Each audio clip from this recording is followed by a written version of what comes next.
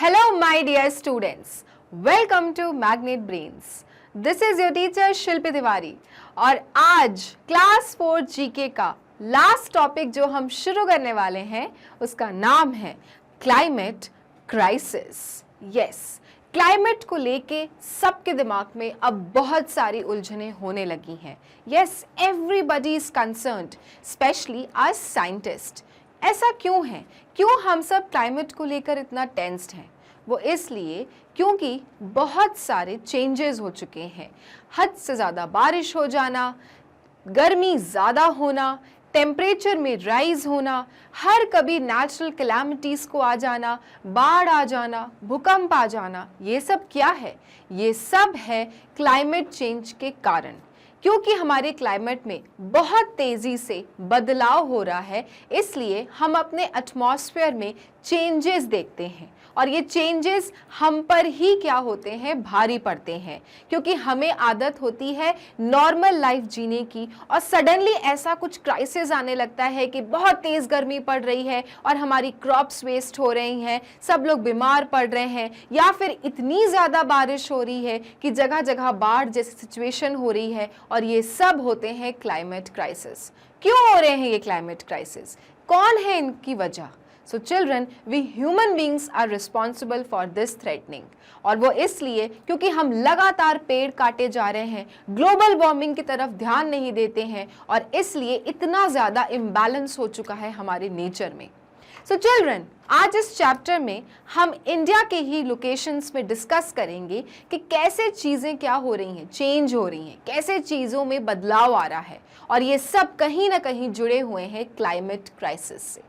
Okay, सो climate crisis क्या है? Climate को लेकर एक प्रॉब्लमेटिक सिचुएशन है जो कि आ चुकी है और आने वाले समय में और आएगी, अगर हमने सही समय पर सही चीज़ों का डिसीजन नहीं लिया तो, या फिर हमने अपनी हैबिट्स नहीं सुधारी तो। All right, my dear students, so are you ready to start the chapter with me? So let's start and begin the chapter Climate Crisis.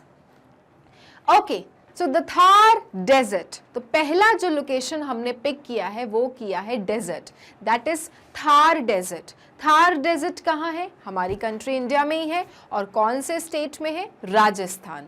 Okay, desert का मतलब क्या होता है? रेगिस्तान, जहाँ पे सिर्फ रेत ही रेत है। There are no trees, no rainfall, and that is why everywhere there is sand, sand and sand. Okay, so we are going to learn about the Thar desert. Can you see this is the Thar desert children. और आप देख सकते हैं कि वहां पे क्या होता है, घर नहीं दिखते आपको, ज्यादा ग्रीनरी नहीं दिखती, वाटर का कोई एग्जिस्टेंस नहीं है तो सिर्फ चिल्ड्रन रेत ही रेत, रेत ही रेत। ओके, सो लेट्स सी क्या लिखा है द थार डेजर्ट में। Everything is still. Everything is still मतलब सब कुछ ठहरा हुआ है, सब कुछ थमा हुआ है ना। एवरीथिंग इज स्टिल, बहुत शांति है, सब कुछ क्या है, ठहरा है, कोई भी और किसी भी प्रकार की हलचल नहीं है। स्टिल का मतलब होता है एकदम क्या, पीस, किसी भी प्रकार की कोई हलचल नहीं। Now the heat keeps most living things from moving. Okay, क्योंकि चिल्ड्रन राजस्थान अब डेजर्ट है, क्यों नहीं है पेड़? क्योंकि वहां पे तबीयत से ज्यादा गर्मी पड़ती है। The temperature is so high that no trees can survive. Okay, there is no water because of the high temperature, क्योंकि वहाँ पे जो टेम्परेचर होता है वो बहुत ज़्यादा होता है। ठीक है, और ये हीट, ये गर्मी ही है जो लिविंग थिंग्स को क्या करती है, मूव करने से रोकती है। भाई गर्मी में किसी को बाहर जाना पसंद है क्या? हम खुद ही गर्मी में जब समर वेकेशंस होते हैं तो हम कोशिश करते हैं ना कि हम शाम के समय घर से बाहर निकलें।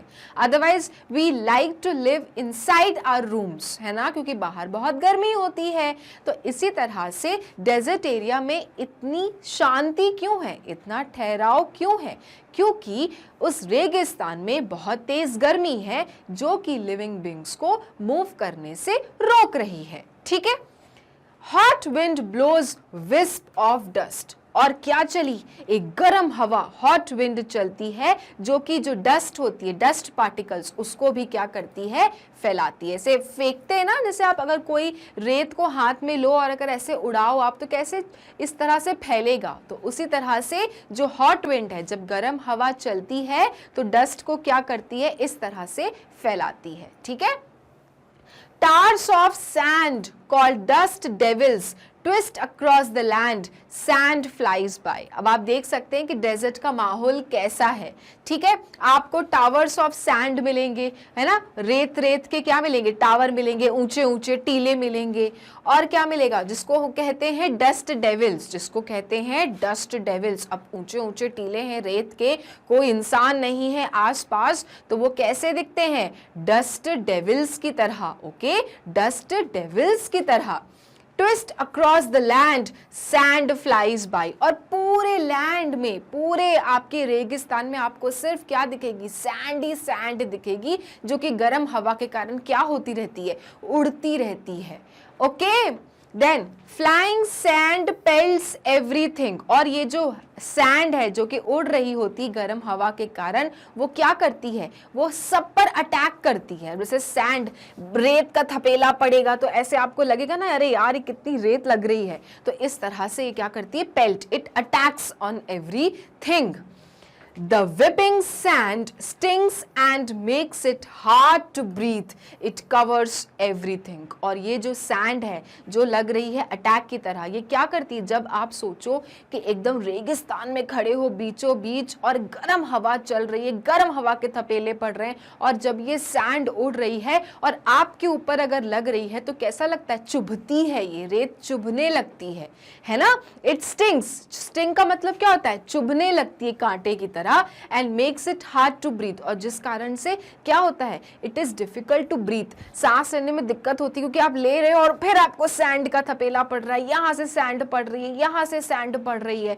ठीक है, इट कवर्स एवरीथिंग, और सब कुछ क्या कर देती है, वो कवर कर देती है। तो बस हॉट विंड के चलने की देरी है और हर जगह आपको रेती रेत रेती रेत दिखेगी।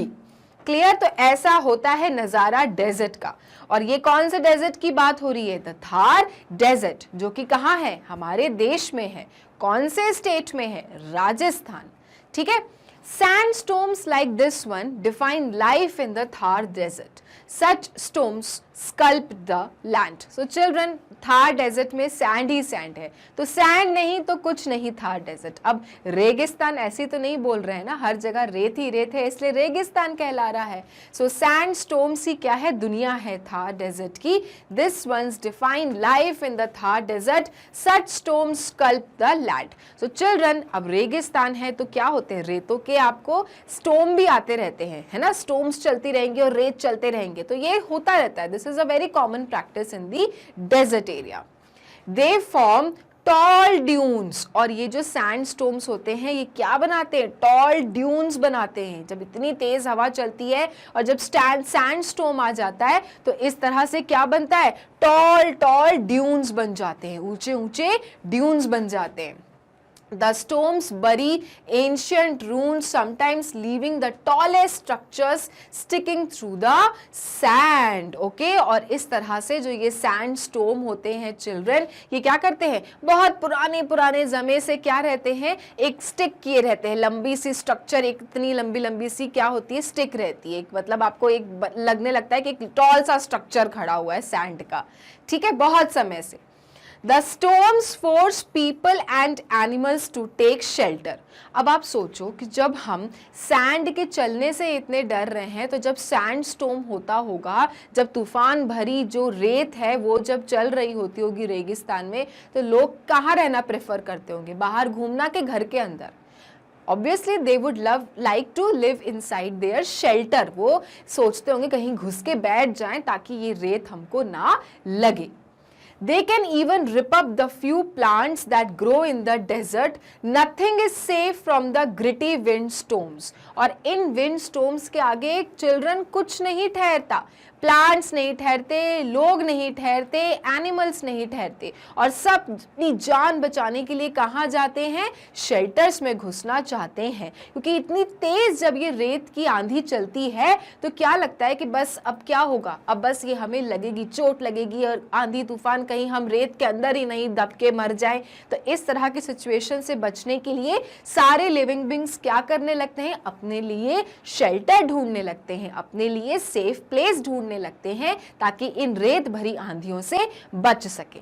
ठीक है, तो ये नॉर्मल प्रैक्टिस है जो कि रेगिस्तान में चलती ही चलती, क्योंकि वहां पे हॉट एयर है, हॉट विंड चलती है, और जब तेज हॉट विंड चलती है तो सैंडस्टॉर्म आ जाता है। सैंडस्टॉर्म आता है तो खूब लंबे लंबे रेतों के टीले बन जाते हैं, सैंड ड्यून्स बन जाते हैं, और इस तरह से क्या होता है कि लोग अपनी जान बचाने के लिए, to protect themselves, they run and just try to find out the shelters for them. ठीक है, okay. Desert wildlife. Some kind of plants and animals live in the desert. Trees covered in thorns wave in the breeze. Tufts of wild grasses sway in the wind, and clumps of bushes are rooted to the ground.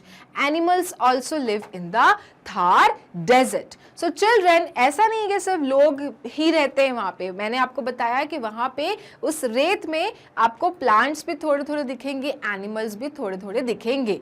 इतने ज़्यादा आपको greenery वहाँ नज़र नहीं आएगी, but वहाँ पे वो प्लांट्स आर विजिबल जो वहाँ पे रह सकते हैं, जो रेगिस्तान में रह सकते हैं, जो सैंड के एनवायरनमेंट में सस्टेन कर सकते हैं। So some kind of plants and animals live in the desert area. So आपको प्लांट्स भी मिलेंगे, कुछ एनिमल्स भी मिलेंगे जो कि डेजर्ट एरिया में रहते हैं। Trees covered in the thorns wave in the breeze. अब आप देखो किस तरह के प्लांट्स मिलते हैं सैंड में, किस तरह के प्लांट मिलते हैं डेजर्ट एरिया में? चिल्ड्रन, कांटे वाले, माने के कैक्टस, थॉर्न्स वाले प्लांट मिलते हैं। Okay, so trees covered in thorns wave in the breeze. अब जो भी प्लांट्स वहां मिलते हैं सब पे क्या होते हैं? इस तरह के कांटे निकले होते हैं। Can you see this plant? This plant is very very common in desert area. Okay, और इस तरह के जो ये इनमें कांटे निकले होते हैं, तो जब हवा चलती है तो क्या होते हैं? ये कुछ नहीं होता इन्हें, ये रहते हैं वहां पर, क्योंकि इनके ऊपर कांटे निकले हुए हैं, तो प्लांट को डायरेक्टली अफेक्ट कुछ नहीं होता। और ये खासियत है इन कैक्टस प्लांट की, because of the thorns the sand breeze also can not harm them.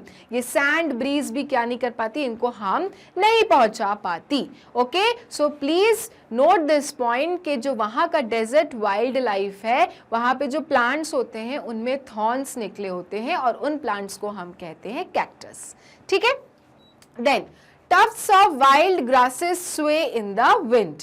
और जो वाइल्ड ग्रासेस होती हैं वो भी क्या हो जाती हैं? स्वे, लहरा जाती हैं विंड में। भाई आप इंसान नहीं रोक पा रहे हो, तो ये तो प्लांट्स हैं, ग्रासेस हैं, सभी हवा में क्या होंगी? लहराएंगी, तेज तेज हिलेंगी। and clumps of bushes and rooted to the ground। और जो bushes होते हैं, clumps of bushes जो होते हैं, that are rooted to the ground, वो ground से लगे रहते हैं। ठीक है, animals also live in the Thar desert. अब एनिमल्स भी जो होते हैं वो भी कहाँ रहते हैं? थार डेजर्ट में रहते हैं। तो जैसे मैंने बताया कि जो प्लांट्स जिनमें थॉर्न्स निकले होते हैं वो आपको मिलेंगे थार डेजर्ट में। अब यहाँ पर कुछ एनिमल्स भी हैं जो स्पेसिफिकली डेजर्ट लाइफ में रह सकते हैं, वो भी यहाँ पर मिलते हैं। कौन कौन से एनिमल्स होते हैं? Let's find out now. Chinkara graze on grass. Yes, chinkara children एक प्रकार का डियर का फॉर्म है जो कि क्या चरता है? ग्रास चरता है। And very very common children animal which you find in the Rajasthan, but it is now N endangered species. But अब वो क्या है? इंडेंजर्ड स्पीशीज है। इंडेंजर्ड स्पीशीज मतलब क्या होता है कि बहुत जल्द एक्सटिंक्ट होने वाला है, दुनिया से हमेशा हमेशा के लिए लुप्त होने वाला है, क्योंकि हम उसको क्या नहीं कर पा रहे हैं? प्रोटेक्ट नहीं कर पा रहे हैं, उसकी हंटिंग को स्टॉप नहीं कर पा रहे हैं, इसलिए बहुत जल्दी चिंकारा दुनिया से पूरी तरह से लुप्त हो जाएगा। Okay, so this chinkara graze on grass. ये जो चिंकारा जो डियर है वो ग्रास पे ही क्या होता है? डिपेंडेंट होता है। ठीक है, ध्यान रखना, ये एक डियर का फॉर्म है और बहुत ही रेयर स्पीशीज है जो कि राजस्थान में मिलती है, लेकिन आज की डेट में ये जो स्पीशीज है चिंकारा की वो क्या है, इंडेंजर्ड है, very soon it is going to be extinct अगर उसे नहीं बचाया गया तो, ठीक है। Leopards and wild cats prey on the chinkara, scorpions scurry about, yes. और जो ये चिंकारा होते हैं ये किनके प्रे हैं चिल्ड्रन, लेपर्ड्स और जंगली बिल्ली, ये इनके क्या है, प्रे हैं, ये इनका खाना है। The Indian spiny-tailed lizard looks fierce. And can you see one picture besides me? इसका नाम क्या है, ये एक छिपकली की तरह है चिल्ड्रन, और इसका नाम है The Indian spiny-tailed lizard।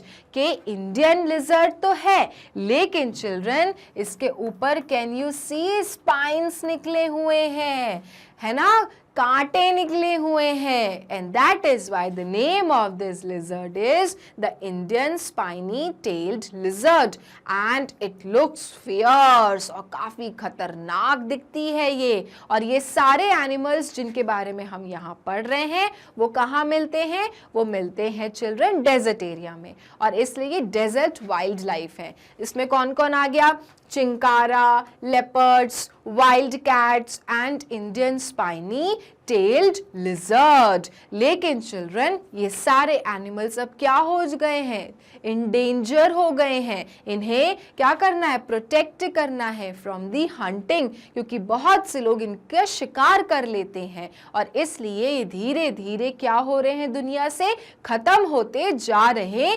हैं। Okay, Yet it mostly eat plants, spotting prey, eagles swoop from the sky. Okay, so children जो ये lizard है जिसकी बात हम कर रहे हैं, जिसका नाम है the Indian spiny tailed lizard, जो काफी डरावनी दिखती है, लेकिन children ये जो lizard है ये basically क्या खाती है, ये plants खाती है, लेकिन ये किसका शिकार है, ये है शिकार ईगल्स का। तो अगर ईगल्स ने नीचे इनको स्पॉट कर लिया तो ये इन्हें पिक करने आ जाती हैं, उठाने आ जाती हैं, ठीक है ना। They eat small animals like the spiny-tailed lizard। और ये जो ईगल्स होते हैं ये क्या खाते हैं, ये ऐसे छोटे छोटे एनिमल्स खाते हैं जैसे कि spiny-tailed lizard। अब ईगल उड़ रहा है और उसने अगर देखा कि अरे ये तो spiny-tailed lizard है, तो ये उसका क्या होता है, खाना होता है, और ईगल आती है, स्पॉट करती है और उसको उठा के ले जाती है और अपने पेट में घुसा देती है। Okay, it eats them, alright। so eagle का जो खाना होता है स्मॉल एनिमल्स होते हैं, किस प्रकार के, स्पाइनी टेल्ड लिजर्ड जैसे। About 83 people live in each square kilometer of the Thar desert. Now you see how many people are living in Thar desert. Children, 83 people रहते हैं हर एक स्क्वायर किलोमीटर में। ओके, हर एक स्क्वायर किलोमीटर में children कितने लोग रहते हैं, 83 लोग रहते हैं, and that is why the population is less children. And why it is so, because वहाँ पे उतनी ज़्यादा ग्रीनरी नहीं है, ग्रीनरी नहीं है तो क्रॉप्स उतने अच्छे से प्रोड्यूस नहीं हो पाते, लेस अमाउंट ऑफ रेनफॉल है, इसलिए हमें कम कम लोग वहाँ पर दिखाई देते हैं। और साथ में हमने वाइल्ड लाइफ डिस्कस कर लिया है कि डेजर्ट एरिया में कौन कौन से एनिमल्स होते हैं, द मोस्ट इंपॉर्टेंटली चिंकारा जो कि ग्रास पे ग्रेस करती है, फिर हमें मिलते हैं लेपर्ड्स एंड वाइल्ड कैट्स जो कि चिंकारा पे डिपेंड करते हैं, फिर इंडियन स्पाइनी टेल लिजर्ड जो कि किसका प्रे है, ईगल्स का प्रे है। Clear? Okay, now most of them live in villages. So जो 83 लोग हैं जो पर स्क्वायर किलोमीटर में रहते हैं वो कहाँ रहते हैं, भाई घर में ही रहते होंगे ना, और घर क्या है उनका, विलेज में, ठीक है, गांव में घर होते हैं ना, तो वहीं पे रहते हैं ये लोग। Many of them are nomads, और जो लोग इस तरह से डेजर्ट एरिया में रहते हैं उनको क्या कहते हैं, we call them nomads, we call them nomads children. So always remember, people who live in desert area they are known as nomads, ठीक है। Nomads move from place to place, और ये जो नोमेड्स होते हैं ये प्लेस टू प्लेस मूव करते हैं। ऐसा नहीं कि आज यहाँ रह रहे तो बस जिंदगी भर वहीं रह लेंगे। उनको अगर ऐसा लगता है कि कहीं और किसी दूसरे गांव में ज्यादा बेटर फैसिलिटी है तो ये पूरा का पूरी अपनी बस्ती को उठा के शिफ्ट कर देते हैं। ओके, सो ये जो लोग होते हैं जो कि डेजर्ट एरिया में पाए जाते हैं, इन्हें हम क्या कहते हैं? इन्हें हम नोमेड्स बुलाते हैं। They usually move when their water supply dries up। अब आप देखो क्या रीजन है इनका। ये जो नोमेड्स लोग होते हैं, जो कि कहा गया है कि 83 लोग रहते हैं हर पर स्क्वायर किलोमीटर में गांव में, ये जो नोमेड्स लोग होते हैं जो कि प्लेस टू प्लेस मूव करते हैं, ये क्यों करते हैं? उसका सबसे बड़ा कारण है क्योंकि राजस्थान माने डेजर्ट एरिया में पानी बहुत जल्दी जल्दी सूख जाता है, तो पानी की तलाश में ये लोग अपना पूरा उठाते हैं, अपना बोरिया बिस्तरा, और दूसरी जगह पे शिफ्ट हो जाते हैं। ठीक है, so this is the main reason कि why nomads move from place to place, that is because their water supply dries up, क्योंकि वहां का पानी सूख जाता है, and that is why they look for some different place। Clear? तो ये आपको ध्यान रखना है कि जो डेजर्ट एरिया में लोग रहते हैं हम उन्हें किस नाम से बुलाते हैं? नोमेड्स के नाम से बुलाते हैं, and these nomads people shift from place to place। People build houses made from mud। और ये जो लोग रहते हैं नोमैडिक लोग, चिल्ड्रन, इनके घर किसके बने होते हैं? इनके घर मड के बने होते हैं। ठीक है, इनके जो घर होते हैं this is mainly made up of mud. The mud bakes and cracks in the sun. और ये जो मिट्टी होती है ये सूरज में क्या होती है? पहले बेक होती है, ठीक है, तपती है, और फिर क्या होती है? सन में ही क्रैक हो जाती है, इनमें क्रैक्स भी आते हैं। It washes away in the rain। अब आप सोचो किसी भी चीज को अगर हम मिट्टी से बनाते हैं तो बारिश के पानी में वो क्या हो जाएगा? घुलेगा। किसी प्रकार के पानी में मिट्टी क्या हो जाती है? घुल जाती है। अब जो नोमैडिक लोग रहते हैं ये तो रहते ही हैं मिट्टी के घरों में, और जब तेज पानी गिरता है तो उनका घर क्या हो जाता है? वॉश अवे हो जाता है, पूरी तरह से घुल जाता है। So the nomads are always fixing their homes। तो इसलिए जो नोमैडिक लोग रहते हैं, जो नोमैड्स रहते हैं, ये हमेशा आपको अपने घर को ठीक करते पाए जाएंगे, है ना। पहली चीज तो मिट्टी से बना रहे हैं, अब मिट्टी में क्रैक्स भी आ रहे हैं क्योंकि तेज गर्मी पड़ रही है, क्रैक्स आ रहे हैं। तेज बारिश हो रही है तो घर घुल जा रहा है ना, पूरी तरह से, मतलब आप देखो तो लीक होने लगेगा, बहने लगेगा, ढहने लगेगा। तो ये जो नोमैड्स लोग होते हैं ये अपने घर को आपको क्या मिलेंगे? ठीक करते हुए मिलेंगे। मोस्ट ऑफ द टाइम आपको ठीक करते हुए मिलेंगे। ठीक है, तो वहां का ये कल्चर ही ऐसा है कि भाई मिट्टी का घर बनाओ, शिफ्ट करो जहां से पानी खत्म हो रहा है। अब अगर तेज गर्मी पड़ रही है तो क्रैक्स आ रहे हैं, तेज बरसात हो रही है तो घर पूरा पूरा ढह रहा है। तो ये लोग हमेशा अपने घर को ठीक करते हुए पाए जाते हैं। The Thar desert may soon make life harder for more people। Now here the point comes, how? जो थार डेजर्ट है, जो इतनी देर से हम थार डेजर्ट के बारे में बातें डिस्कस कर रहे हैं कि भाई किस प्रकार के लोग होते हैं, किस प्रकार के जानवर होते हैं, किस प्रकार के प्लांट्स होते हैं, बहुत जल्द ये थार डेजर्ट क्या होने वाला है? लोगों के लिए रहने के लिए और मुश्किल बनेगा, और मुश्किल बनता जा रहा है। मे सून मेक लाइफ हार्डर, यहाँ पे जिंदगी और मुश्किल हो जाएगी लोगों के लिए थार डेजर्ट में। क्यों?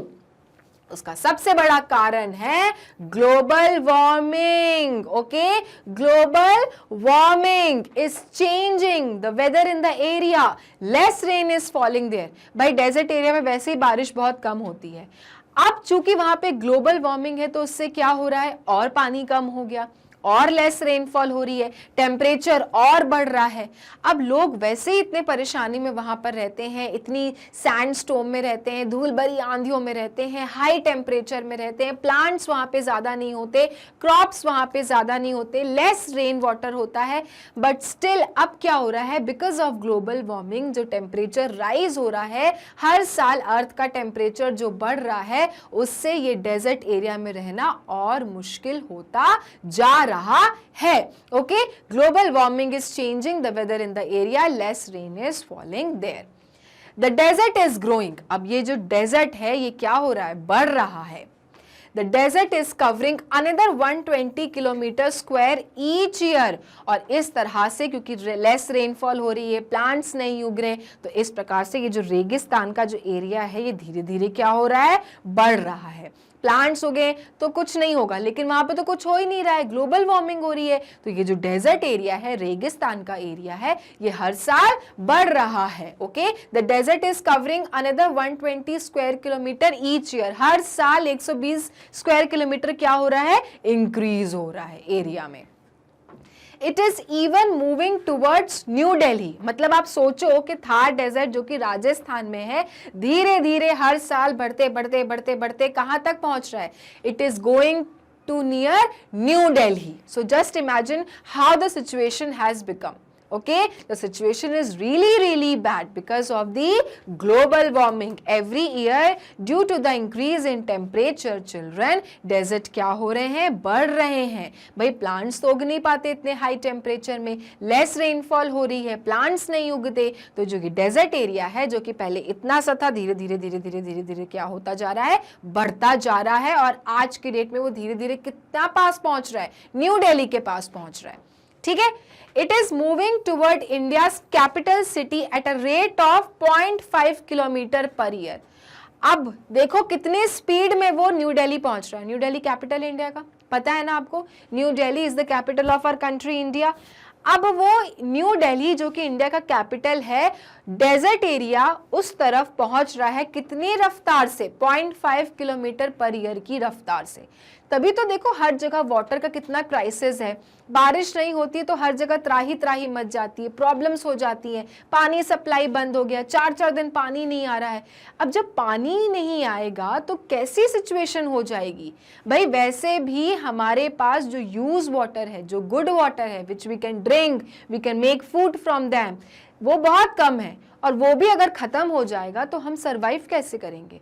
और वही सिचुएशन हो रही है कि धीरे धीरे डेजर्ट बढ़ता जा रहा है, पानी खत्म हो रहा है, अंडरग्राउंड वाटर नील होता जा रहा है, और इस कारण से डेजर्ट एरिया न्यू दिल्ली तक पहुंच रहा है कितने की रफ्तार से, 0.5 किलोमीटर पर ईयर की रफ्तार से। यू कैन सी ऐसी सिचुएशन धीरे धीरे आने वाली है जहां पर आपको हर जगह रेत ही रेत दिखेंगे।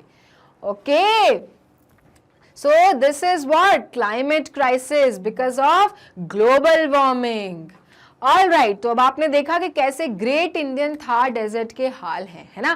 थार डेजर्ट में वैसे ही रहना बहुत मुश्किल है, बट स्टिल वहाँ पे जो नोमैड्स हैं वो रहते हैं। बट अब क्योंकि वहाँ पे ग्लोबल वार्मिंग हो रही है, हर साल जो टेम्परेचर बढ़ रहा है, हिमालय के जो पर्वत हैं वो जो धीरे धीरे मेल्ट हो रहे हैं, उस कारण से क्या हो रहा है चिल्ड्रन, उस कारण से डेजर्ट क्या हो रहा है, इंक्रीज हो रहा है, हर साल धीरे धीरे बढ़ रहा है, and it is reaching towards the New Delhi, our capital city of our country. Clear children? Okay. Now the next is Poonthura. Okay, तो अभी हमने कहाँ का पढ़ा था, हमने पढ़ा था ग्रेट इंडियन थार डेजर्ट के बारे में। Now we will learn about Poonthura. ठीक है, अब ये पुंथुरा कौन सी जगह है, कौन से एरिया में है अपने कंट्री इंडिया के।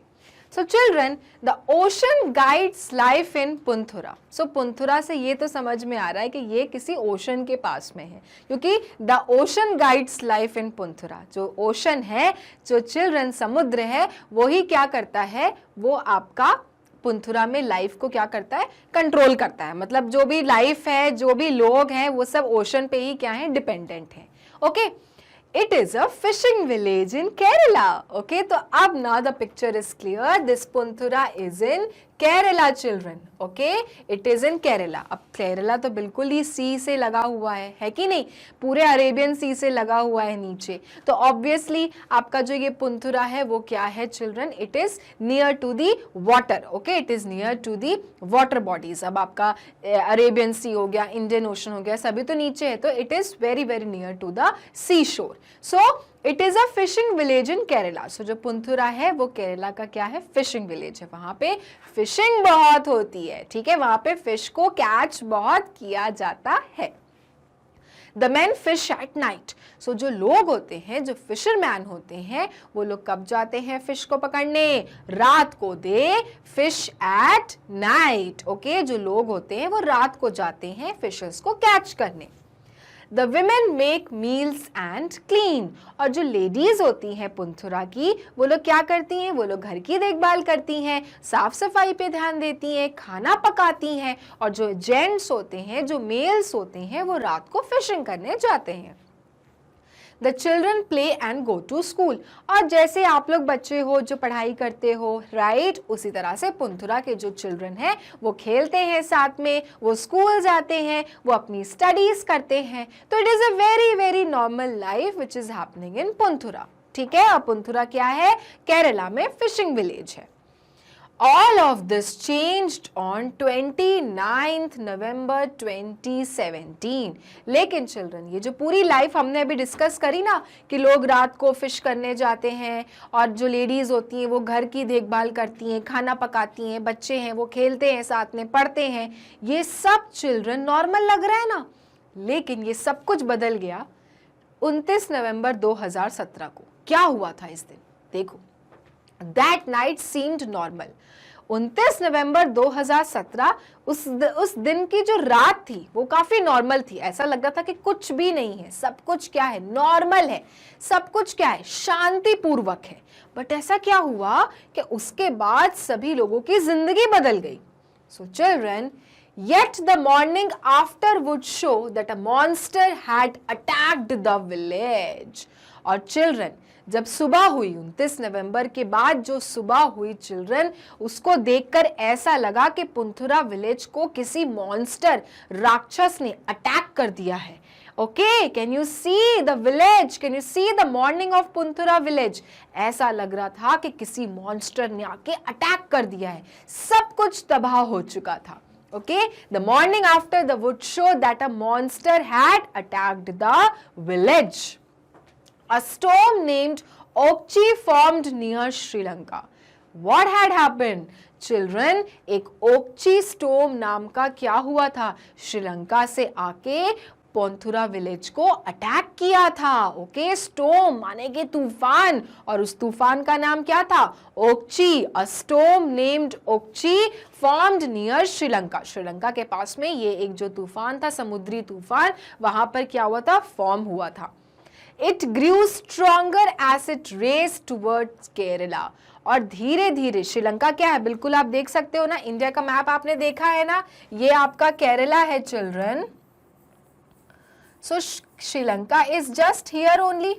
So children, जो श्रीलंका से जो ये ओक्ची स्टॉर्म उठा था, ओके, दिस ओक्ची स्टॉर्म जो Ockhi storm, sorry, this is Ockhi storm जो उठा था, वो धीरे धीरे जब केरला के पास पहुंचा तो क्या हो गया? और स्ट्रॉन्गर हो गया, और ताकतवर हो गया, है ना। तो जो तूफान होता है उसका सोर्स कहीं होता है, तो इसका सोर्स कहाँ था? ओकी का, आपका श्रीलंका में था। और वहां पे क्या था? वो धीरे धीरे उठ रहा था, और जैसे जैसे वो केरला के पास पहुंचा, माने ऊपर पहुंचा, तो क्या हो गया? और स्ट्रॉन्गर हो गया और पावरफुल हो गया।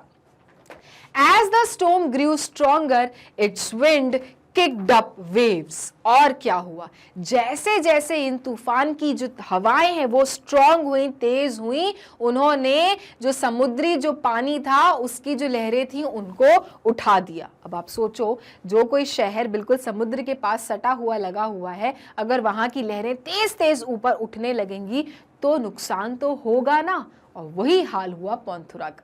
ठीक है, तो आप देख सकते हैं पुंथुरा का क्या हाल हुआ है। पूरे पेड़ गिर चुके हैं, तहस नहस हो गए, घर पूरे टूट फूट गए हैं। और ये सब क्यों हुआ था? Because of the Ockhi storm which happened from the Sri Lanka and then it grew stronger and stronger when it came to Kerala. ठीक है, These waves look relatively flat until they near the shore। Okay, so children, ये जो waves थी ये बिल्कुल flat दिख रही थी, शोर के पास पूरी फ्लैट दिख रही थी। Then they can grow higher and higher, the towering waves then crash। शोर के पास, किनारे के पास में बिल्कुल फ्लैट दिखती थी, लेकिन जैसे ही किनारे के पास पहुंचती थी, ऊंची ऊंची ऊंची ऊंची टावर की तरह उठ जाती थी ये वेव्स। ऐसे सुनामी में भी होता है, सुनामी की लहरें भी ऐसे उठती हैं ऊंची ऊंची और पूरे के पूरे शहर को डुबा देती हैं। और यही हाल हुआ ओखी स्टॉर्म के कारण। ओखी स्टॉर्म की हवाएं इतनी तेज थीं कि उन्होंने समुद्र की पानी को क्या कर दिया, लहरों को क्या कर दिया, ऊंचा उठा दिया। और जब वो ऊंचे ऊंचे उठी तो उन्होंने पूरी तरह से हर जगह को तबाह कर दिया। ठीक है। The crashing waves erode coastlines and destroy anything in their path। और जो कोई भी उन वेव्स के पाथ में, उनके रास्ते में आता था, उन सबको क्या कर देते थे, तबाह कर देते थे, डिस्ट्रॉय कर देते थे। This includes small fishing boats। और इस कारण से जो छोटी छोटी फिशिंग बोट्स थी वो भी क्या हो गई थी, पूरी तरह से नष्ट हो गई थी, है ना। यू कैन सी किस तरह से ये जो शिप है, इतना बड़ा शिप है, वो सिंक हो रहा है पानी के अंदर, है ना। तो जब तूफान आता है तो देखता थोड़ा ना है कि ये तो बड़ा सा शिप है, ये तो छोटे शिप है, छोटे शिप को डुबो देता हूँ, बड़े शिप को रहने देता हूँ, ऐसा तो वो सोचता नहीं है। कोई भी नेचुरल कैलामिटी तबाह करने से पहले कुछ सोचती है क्या, नहीं। सो इसलिए चिल्ड्रन क्या कहते हैं कि भाई ग्लोबल वार्मिंग को सीरियसली लो, ये सब क्यों हो रहे हैं, ये सब इतना डिसबैलेंस क्यों हो रहा है, क्यों इतने फ्रीक्वेंट वेव्स ऊंची ऊंची उठती हैं, सुनामी आ जाती है, स्टॉर्म्स आ जाते हैं। This is all happening because of the global warming. Okay, all right. The fishermen did not know the storm was coming, so they set to sea to fish। अब जो बेचारे फिशरमैन थे उनको तो कुछ नहीं मालूम था कि इस तरह कोई स्टॉर्म आने वाला है जिसका नाम ओखी है। ठीक है, उनको तो कोई ओखी स्टॉर्म के बारे में आइडिया नहीं था। तो जैसा उनका रूटीन होता है कि रात को वो जाएंगे फिशिंग करने, तो वो तो चल पड़े थे रात को। They expected to return in the morning, but when morning came, the boats did not return। Okay और उनको तो लगा था रात भर बढ़िया फिश पकड़ेंगे और सुबह अपनी अपनी बोट्स में वापस आ जाएंगे। लेकिन क्या हुआ चिल्ड्रन, उस मॉन्स्ट्रस नाइट को, उस खतरनाक रात को क्या हुआ, जब तूफान आया तो बेचारे सोच के गए थे कि मॉर्निंग में they will be back to their homes, but children ना वो आए और ना ही उनकी बोट्स वापस आई। ठीक है, and only a few of the fisherman survived. और कुछ ही फिशरमैन थे चिल्ड्रन जो काफी अंदर तक नहीं गए थे, वही सर्वाइव कर पाए थे, वही बच पाए थे। The storm most likely killed the rest. और इस तूफान ने, इस ओखी तूफान ने सभी को, रेस्ट ऑफ द जितने भी लोग थे फिशरमैन थे, उन सबको क्या कर दिया था, मार दिया था। ओके, सब खत्म हो गए थे, सब डूब चुके थे। तो इस तरह से ये जो स्टॉर्म्स होती हैं इतनी खतरनाक होती हैं। ओके, तो कभी भी अगर ऐसा न्यूज सुनने को आए कि भैया तूफान आने वाला है, लहरें ऊंची उठने वाली हैं, हाई टाइड्स आने वाली हैं, never ever try to go near to the sea shore children. You never know about the nature. Nature is very very unpredictable. Clear? So this was about the Punthura village. Okhi was a freak storm. Most storms like it pass over eastern India. Okay? So children, जो अधिकतर storms होते हैं वो eastern India से क्या हो जाते हैं, पास हो जाते हैं। But global warming is fueling storms like Okhi. लेकिन ये जो ग्लोबल वार्मिंग है ना, इन्हीं के कारण ये इस तरह के खतरनाक स्टॉर्म्स आ रहे हैं, ओखी जैसे। ऐसा नहीं है, स्टॉर्म्स तो आते रहते हैं भाई, नेचर का एक ये पार्ट है कि स्टॉर्म्स आएंगे, तूफान आएंगे, और काफी बार आते हैं और खबर मिल जाती है, बता दिया जाता है। हल्के फल्के तूफान में तो कोई फर्क भी नहीं पड़ता और वो ईस्टर्न इंडिया से पास ओवर हो जाते हैं, मतलब इंडिया के जो ईस्टर्न साइड है वहां से पास ओवर हो जाते हैं। लेकिन ये जो ओखी जैसे खतरनाक मॉन्स्ट्रस जो तूफान है ना, ये सब कारण है किसके, ग्लोबल वार्मिंग के। और इसलिए इतने तेज तेज ऊंचे ऊंचे स्टॉर्म्स उठ जाते हैं, जैसा कि ये ओखी स्टॉर्म उठा था। These storms are moving toward western India। और ये जो ओखी तूफान होते हैं ना, ओखी के जो स्टॉर्म्स होते हैं, ये बजाय ईस्टर्न इंडिया से पास आउट होने के ये कहाँ जा रहे हैं, वेस्टर्न इंडिया में। ठीक है, These storms are moving towards western India। Storms like ओखी change the land। और ये जो ओखी हैं, storms like ओखी जो होते हैं, ये पूरी की पूरी लैंड को क्या कर सकते हैं, बदल सकते हैं। कि भाई पल भर में लैंड था, पल भर में पूरा ही पूरा पानी पानी। ओके, तो इसलिए ये सब ग्लोबल वार्मिंग का क्या है, रिजल्टिंग फैक्टर है कि हमें इस प्रकार के खतरनाक स्टॉर्म्स देखने को मिलते हैं जो कि क्या करते हैं, खतरनाक नुकसान करते हैं, डिस्ट्रॉय कर देते हैं सारी चीजों को। They erode coastlines. Already parts of Kerala's coast have washed into the sea.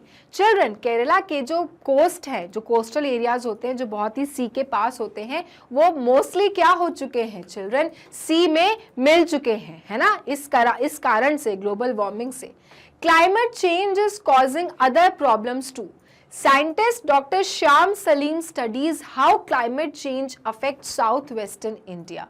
So children, climate change ना सिर्फ ये नहीं कि storms ला रहा है, desert area बढ़ा रहा है, और भी बहुत सारी problems ला रहा है.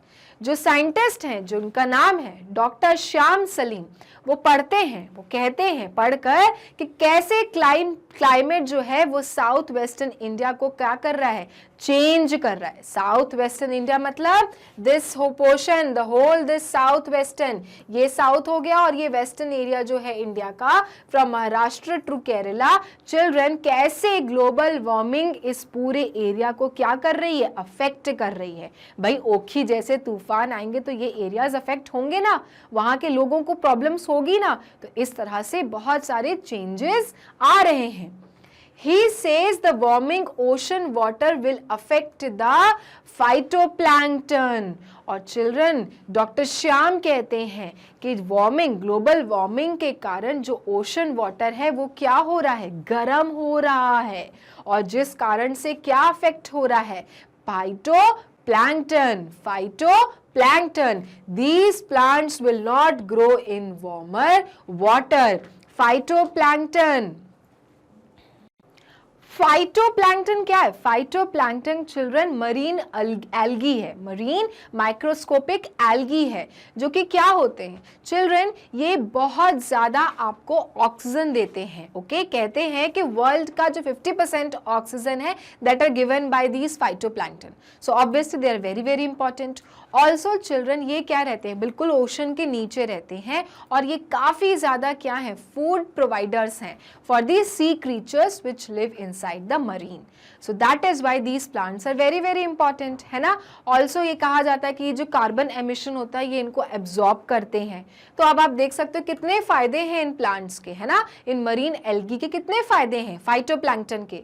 लेकिन डॉक्टर शर्मा का कहना है कि ग्लोबल वार्मिंग के कारण ये जो फाइटोप्लैंक्टन है वो क्या हो रहे हैं चिल्ड्रन, वो मर रहे हैं, क्योंकि जो नीचे ओशन का जो पानी है, जो आपका साउथ और वेस्टर्न का जो ओशन का जो पानी है वो ग्लोबल वार्मिंग के कारण क्या हो रहा है, गर्म हो रहा है, जिस कारण से ये जो फाइटोप्लैंक्टन्स जो प्लांट्स हैं, जो एल्गी हैं, वो क्या होंगे, वो ग्रो नहीं करेंगे, they will not grow. And just imagine, जिनसे इतने सारे फायदे हैं वो धीरे धीरे क्या होंगे, जब ग्रो ही नहीं करेंगे तो सारे फायदे भी क्या हो जाएंगे, खत्म हो जाएंगे, नष्ट हो जाएंगे. सो डॉक्टर शर्मा कहना है कि सिर्फ ग्लोबल वार्मिंग से क्लाइमेट चेंज नहीं हो रहा है भाई, बहुत सारी चीजें हैं जिन पे हम निर्भर करते हैं, जो हमारे फायदेमंद की हैं, वो भी क्या हो रही है, खत्म हो रही हैं. ठीक है, जिनमें से एक है फाइटोप्लैंक्टन, जिसे हम कहते हैं marine microscopic algae. Okay, The fish that eat these plants will have to swim elsewhere to find enough food. So as I told you कि जो ये microscopic algae होते हैं, phytoplankton, ये किसके food होते हैं, ये sea creatures के food होते हैं. अब जो fish हैं जो इनको खाने के लिए swim करते हैं, वो क्या होंगे, जब देखेंगे कि phytoplanktons are not available, तो वो कहीं और चले जाएंगे, है ना. इससे हमारी fishes हमसे चली जाएंगी दूर, हमें fishes नहीं मिलेंगे. Warmer water has already driven sardines and mackerel away from their usual ocean habitats. और ये जो गर्म हो रहा है जो ओशन वाटर, इसने ऑलरेडी सार्डाइंस और मैकरेल को क्या कर दिया, ओशन हैबिटेट से दूर कर दिया है. भाई अगर चीज़ें नहीं मिलेंगी, जो लोग जिन चीज़ों पे डिपेंडेंट हैं, अगर वो चीज़ नहीं मिलेगी तो वो तो छोड़ के जाएंगे ना. नोमेड्स क्यों जाते हैं दूसरी जगह पे, इसलिए ना, बिकॉज उनके जहाँ पे पानी सप्लाई क्या हो जाता है, ड्राई हो जाता है. To find more water supply, to find more crops, they move to the another place. Similar is the case with these things, है ना. सी क्रीचर्स को अगर फूड ही नहीं मिलेगा तो why will they live in that water, they will swim to the other parts. तो वही problem हो रही है. तो ग्लोबल वार्मिंग से सिर्फ क्लाइमेट चेंज नहीं हो रहा है, और भी बहुत सारी अफेक्ट हो रही हैं चीजें. So fishermen have to sail farther into the sea to find fish. They also spend more time at sea. अब क्या हो रहा है, क्योंकि ये माइक्रोस्कोपिक एल्गी जैसी चीज़ें क्या हो रही हैं, नहीं उग रही हैं ज़्यादा गर्म पानी में, है ना, दूर दूर चली जा रही हैं या फिर दूर दूर मिलती हैं, तो जो फिशेज होते हैं वो भी स्विम करते करते उनको ढूंढते ढूंढते दूर दूर चले जाते हैं। अब फिश को पकड़ने वाले जो फिशरमैन है उनको फिश को पकड़ने के लिए और अंदर अंदर तक जाना पड़ता है। तो अब आप देखो कि उनको और बहुत बहुत समय तक सी में रहना पड़ता है। सी में रहना मतलब उनकी जान के लिए और खतरा। तो बहुत सारी चीजें क्या हो रही हैं, अफेक्ट हो रही हैं इन कारण। ठीक है, सो climate change is making fishing more dangerous. So children, इसलिए जो क्लाइमेट चेंज है इसने फिशिंग को क्या बना दिया है, बहुत ज्यादा डेंजरस बना दिया है। तो फिशिंग आज की डेट में इजी नहीं है, फिशरमैन के लिए बहुत डेंजरस बात है कि उनको इतने समय तक सी में रहना पड़ रहा है फिश को कैच करने के लिए। यू नेवर नो कब स्टॉर्म आ जाए, कब हाई टाइड्स आ जाए, कब लहरें बहुत ऊंची ऊंची उठ जाए, उनकी लाइफ तो स्टेक पे है, isn't it? So children, बहुत सारी चीजें क्या हो रही हैं, अफेक्ट हो रही हैं। Now, आफ्टर फुंतरा और हमने क्या पढ़ लिया, ग्रेट इंडियन थार डेजर्ट के बाद हम बात करेंगे बनेरा के बारे में। अब बनेरा कौन सी लोकेशन है? So children, we will come to know. Mount Indrasan rises 6221 millimeter above sea level. Okay, so Mount Indrasan जो है वो कितना ऊंचा उठ गया है सी लेवल से, 6220 metre above sea level. It is part of the Himalayas. अब आपको पता है ना कि हिमालयस क्या है, हिमालयस के बहुत सारे क्या हैं, साथ में रेंजेस हैं, छोटे छोटे छोटे खूब सारे क्या हैं, पर्वत के शिखर हैं इनके साथ। उसी का एक जो पार्ट है हिमालय का, वो उसका नाम क्या है, माउंट इंद्रासन। ठीक है, in the recent past snow covered this peak that rises from Himachal Pradesh. recent past में जो स्नो थी, जो बर्फ थी, उसने पूरा कवर करके रखा था इस पीक को। ठीक है, पूरी तरह से बर्फ से क्या था, ये जो माउंट इंद्रासन वो क्या था, कवर्ड था, जो कि कहां से राइज होता है, हिमाचल प्रदेश से, है ना। Today rocks and boulders litre the mountain. और आज, ये बहुत पहले की बात है जब पूरे स्नो ने इस माउंट इंद्रासन को क्या करके रखा था, ढाक के रखा था, बर्फ की पूरी कहते ढके हुए थे ये पर्वत। आज चिल्ड्रन, रॉक्स, पत्थर और boulders litre the mountain, mountain को क्या कर रहे हैं, लिटर कर रहे हैं। Most of the snow is gone, अब बर्फ दिखती ही नहीं, सिर्फ रॉक्स दिख रहे हैं। ठीक है, पूरी की पूरी बर्फ क्या हो चुकी है, पिघल चुकी है। जो कुछ साल पहले तक ये जो पर्वत था माउंट इंद्रासन, जो कि हिमालय का एक पार्ट था, जो कि सिर्फ बर्फ से ढका रहता था, आज की डेट में सिर्फ उसमें रॉक्स और बोल्डर्स दिखते हैं। पूरी की पूरी स्नो क्या हो चुकी है, जा चुकी है। This has changed life in Banera, a near by village. अब इस चीज ने जो विलेज बनेरा है, जो कि इस माउंट इंद्रासन के पास था, वहां के लोगों के लिए क्या कर दिया है चिल्ड्रन, पूरी तरह से लाइफ को चेंज कर दिया है, डिफिकल्ट बना दिया है। तो आप देख सकते हो कि कैसे लोग क्या होते हैं, डिपेंड होते हैं चीजों पर। अगर ग्लोबल वार्मिंग होती है, अगर क्लाइमेट में कोई चेंजेस होते हैं, तो सीधा सीधा इफेक्ट वहां के लिविंग बींग्स पर पड़ता है। Similar was the case with Banera. ठीक है, तो बनेरा एक छोटा सा विलेज है जो कि माउंट इंद्रासन के पास है। क्योंकि माउंट इंद्रासन आज से कुछ साल पहले सिर्फ और सिर्फ बर्फ से ढका रहता था, आज की डेट में बर्फ पूरी तरह से क्या हो चुकी है, गायब हो चुकी है। और वहां के लोगों के लिए अब जिंदगी क्या है, मुश्किल हो चुकी है। कैसे, that will see in our next slide. For years tourist have visited Banera. Most of the villagers work for the tourist. ठीक है, अब भाई थोड़ा बहुत ही बर्फ होती है, पहाड़ वाला एरिया होता है, वहां पे टूरिस्ट लोग आते हैं, विजिट करते हैं। हम लोग भी, हमको भी कहीं जाना होता है बर्फ देखने की जगह पे, तो हम इस तरह के माउंटेन एरियाज में जाते हैं। तो टूरिस्ट भी विजिट करते थे बनेरा में। और जो ये विलेजर्स हैं, ये लोग वर्क ही करते हैं टूरिस्ट के लिए। भाई इनका पूरा जो रोजी रोटी चलता है वो टूरिस्ट पे रहता है, टूरिज्म पे डिपेंड करता है कि भाई लोग आएंगे, उनको कुछ चीज़ बेचेंगे, खाना पीना कराएंगे। तो इस तरह से इनकी पूरी जिंदगी टूरिज्म पे डिपेंडेंट है। They work as cooks, drivers and guides. अब देख लो, जो बनेरा विलेज है वहाँ के लोग कैसे काम करते हैं, कुक बन के, है ना, ड्राइवर्स बन के, गाइड्स बन के कि हम आपको ये दिखाएंगे वो दिखाएंगे। तो इस तरह से जो बनेरा की जो पब्लिक है वो टूरिज्म पे डिपेंडेंट है। The villagers also grow apples. अब सर्दी वाली जगह हिमाचल प्रदेश, तो जो बनेरा के जो लोग हैं वो एप्पल्स की भी खेती करते हैं। They grow apples. Apple growing has added to the state's economy. अब यस, एप्पल क्योंकि बढ़ रहे हैं, एप्पल की सेल बढ़ रही है, तो जो स्टेट हिमाचल प्रदेश की जो इकोनॉमी है, मतलब पैसे आने का क्या हुआ है, जरिया बन गया है ना, क्योंकि एप्पल लोग बना रहे हैं, एप्पल लोग बेच रहे हैं, उससे क्या हो रहा है, इकोनॉमी में पैसा भी जा रहा है। Today it grows more apples than any other state in India. अब आप देख लो, Banera is the highest producing place in India. सबसे ज्यादा एप्पल प्रोड्यूस होते हैं हिमाचल प्रदेश के बनेरा में as compare to other states of India. So Banera is the highly producing state of apples, place of apples. The most common apple grown there is the Royal Delicious. और जो apples के अलग अलग क्या होते हैं, अलग अलग उनके क्वालिटीज होते हैं कि भाई ये इस क्वालिटी का, ये इस क्वालिटी का, इसका ये नाम है, इसका ये नाम है। तो जो क्वालिटी बनेरा के एप्पल्स में है उसका नाम क्या है, royal delicious. Okay, the most common apple grown there is royal delicious. Understood कि बनेरा में एप्पल्स की खेती होती है, एप्पल्स बहुत अच्छे से मिलते हैं वहां पर, और इतने मिलते हैं कि अब पूरे देश में वो जगह क्या हो गई है, हाईएस्ट प्रोड्यूसिंग एप्पल प्रोड्यूसर की हो गई है। मतलब वहां पे सबसे ज्यादा एप्पल्स मिलते हैं, और कौन से, रॉयल डिलीशियस के नाम से। Today life is changing in Banera. लेकिन अब बात कहां आई है, मेल्टिंग स्नो देख रहे हो। अब आप देखो कि बनेरा वो जगह जो टूरिज्म पे पूरी तरह से डिपेंडेंट है, टूरिस्ट पे डिपेंडेंट है, गाइड करती है, उनके लिए काम करती है, खाना बनाती है, कुक करती है, एप्पल्स प्रोड्यूस करती है। अब वहां की लाइफ क्या हो रही है, धीरे धीरे चेंज हो रही है। The weather is changing and it is snowing earlier than ever before. Children, weather क्या हो रहा है, चेंज हो रहा है, and it is snowing earlier than ever before. और children वहां पे snow क्या हो रही है, पहले ही हो जा रही है ना। In the first week of October 2018, temperatures dropped. First week of October 2018 में टेम्परेचर्स क्या हो जाते हैं, पूरी तरह से ड्रॉप हो जाते हैं। भाई स्नो गिरने लगती है, टेम्परेचर ड्रॉप हो जाते हैं।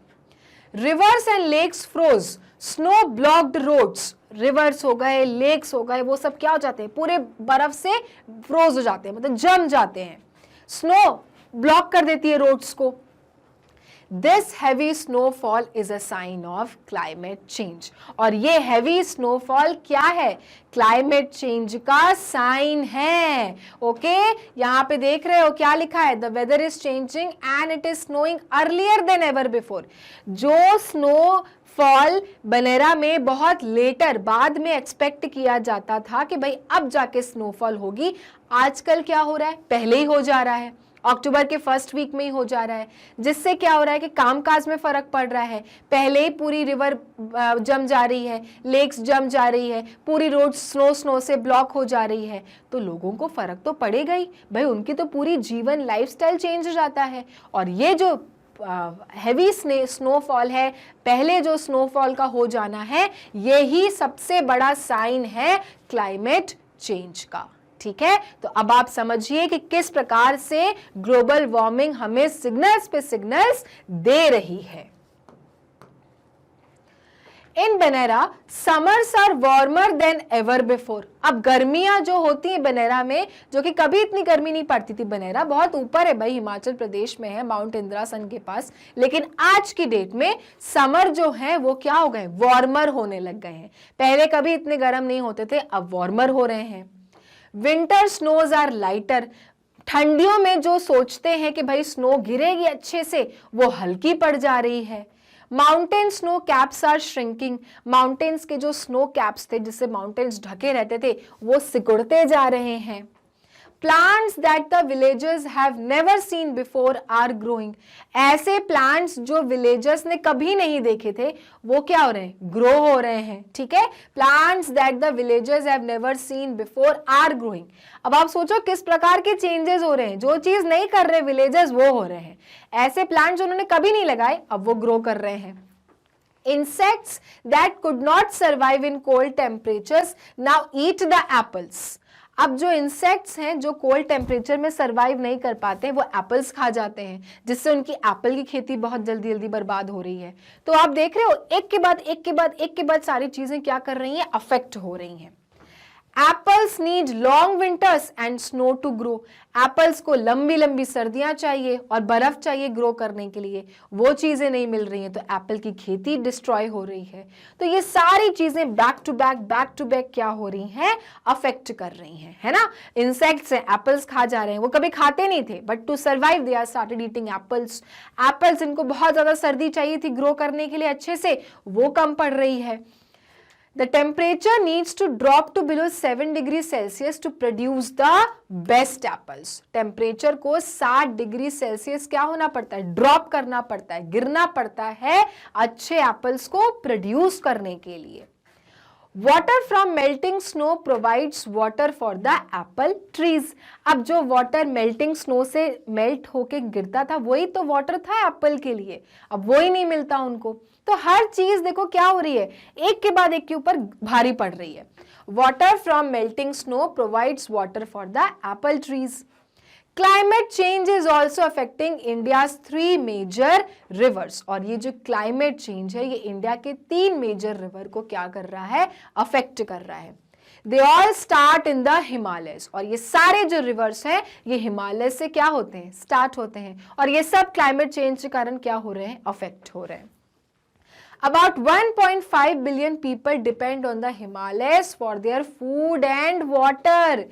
Can you imagine 1.5 बिलियन लोग हिमालयस पे डिपेंडेंट होते हैं खाना पानी के लिए, और वही सारी चीजें क्या हो रही हैं, डिस्ट्रॉय हो रही हैं। बर्फ मेल्ट हो रही है, नदियां अफेक्ट हो रही हैं, एप्पल्स डिस्ट्रॉय हो रहे हैं, और इस तरह से क्लाइमेट चेंज एक के बाद क्या कर रहा है, कुछ ना कुछ खराब कर रहा है। The 3 villages you have just read about have little in common. तो हमने 3 विलेजेस करे, है ना। ग्रेट इंडियन थार डेजर्ट पढ़ा, हमने फुनथुरा पढ़ा केरला का, और हमने बनेरा किया हिमालयस पे। तो चलो हमने 3 विलेजेस पढ़े, और तीनों में हमने क्या एक देखा, एक चीज देखी कॉमन, वो क्या थी, that climate change is changing life in all 3। सभी क्या हो रहे हैं चिल्ड्रन, जो अफेक्ट हो रहे हैं, that is all happening because of the climate change, है ना। हर जगह क्लाइमेट चेंज के कारण जिंदगियां क्या हो रही हैं, खत्म हो रही हैं, जिंदगी में कोई ना कोई चेंजेस आ रहे हैं। जैसे ग्रेट इंडियन थार डेजर्ट में गर्मी हो रही है, फुनथुरा में स्टॉर्म्स आ रहे हैं, और बनेरा में स्नो मेल्ट हो रही है। It is all happening because of the global warming. And the changes do not stay in those villages. They affect people throughout India and throughout the world. और सिर्फ ये 3 villages की बात नहीं है कि भाई इन 3 villages में तो प्रॉब्लम है, बाकी जगह तो सब सुख है। No, धीरे धीरे ये पूरे इंडिया में स्प्रेड आउट होगा और पूरे वर्ल्ड को अफेक्ट करेगा। और ये अभी शुरुआत है, धीरे धीरे अगर ग्लोबल वार्मिंग को नहीं हमने सीरियसली लिया, नहीं हमने अपने बैलेंस किया अपने एनवायरनमेंट को, तो इस तरह से सिचुएशन और बैड होगी, और पूरा देश और फिर पूरा वर्ल्ड क्या होगा, डिस्ट्रॉय हो जाएगा। क्या होते हैं ग्लोबल वार्मिंग, क्या रीजन है क्लाइमेट चेंज होने का, ये सब जब हम एक्सरसाइज करेंगे तो आपको क्लियर हो जाएगा। Clear? Okay. So the first is match the vocabulary to the images below. So children, बहुत सारे पिक्चर्स आपको आएंगे अभी 1-2 स्लाइड्स में, आपको इन पिक्चर्स के नाम बताने हैं, ठीक है। और नाम भी कहाँ से बताओगे, ये ऊपर हेल्प बॉक्स देख रहे हो आप, इनकी मदद से। तो पिक्चर को समझना है और ये बताना है कि what is the right word for it, ठीक। Okay, the first picture is of crying earth. हमारा जो प्लैनेट अर्थ है वो क्या कर रहा है, वो रो रहा है। और वो क्यों रो रहा है, क्योंकि चिल्ड्रन टेम्परेचर बढ़ता जा रहा है, उसके पसीने छूट रहे हैं। So basically earth planet is not keeping well, it is sick, वो बीमार है। और वो क्यों है, क्योंकि अर्थ प्लैनेट में हीट क्या हो रही है, बढ़ रही है, टेम्परेचर राइज हो रहा है, जिसके कारण बहुत सारी प्रॉब्लम्स अकर हो रही हैं, बहुत सारे नेचुरल कैलामिटीज हो रहे हैं, सूखा पड़ रहा है, ड्रॉट आ रहा है, बाढ़ आ रही है, फ्लड आ रहा है, भूकंप आ रहा है, अर्थक्वेक आ रहा है। और ये सब जो हो रहा है उससे प्लैनेट अर्थ को क्या हो रही है, तकलीफ हो रही है। Okay, the planet earth is not feeling well and he is telling that I am getting warmer, मैं गर्म हो रहा हूँ. पूरा अर्थ प्लैनेट कह रहा है कि मैं बहुत गर्म हो रहा हूँ, टेम्परेचर राइज हो रहा है. So children, what is the right word for it? आपको इनमें से बताना है which is the right word for this. So children, the right word for this is your global warming. The whole globe is getting warmer. और इस term को हम कहते हैं global warming. है ना, यही तो मतलब होता है ग्लोबल वार्मिंग का कि भाई पूरी दुनिया क्या हो रही, गर्म हो रही है, टेम्परेचर राइज हो रहे हैं, जिसके कारण क्या हो रहा है, हर जगह क्या नेचुरल कैलामिटीज आ रही हैं, सूखा पड़ रहा है, बरसात नहीं हो रही है, और ये सब से क्या होता है, लाइफ अफेक्ट होती है. So the first word for the first picture is global warming. Now in the second image what can you see? You can see the water. और water कहाँ से निकल कर आ रहा है? वाटर जो है चिल्ड्रन बहुत स्पीड से डैम्स में से निकल कर आ रहा है ना. और डैम्स में पानी को क्यों स्टोर करके रखा जाता है? पहले इसलिए कि भाई पानी शहर तक ना आए, गांव तक ना आए, ताकि बाढ़ जैसी सिचुएशन ना हो. और दूसरा, इस प्रकार के डैम्स को कंस्ट्रक्ट किया जाता है टू प्रोड्यूस द इलेक्ट्रिसिटी. क्या आपको पता है कि जो बिजली हम यूज़ करते हैं, जिन बिजली से हम लाइट्स जलाते हैं, फैंस जलाते हैं, टीवी चलाते हैं, अपने फ़ोन्स को चार्ज करते हैं, इस इलेक्ट्रिसिटी को प्रोड्यूस करना पड़ता है. और इसे प्रोड्यूस करने के लिए बहुत सारे हमारे पास ऑप्शंस होते हैं.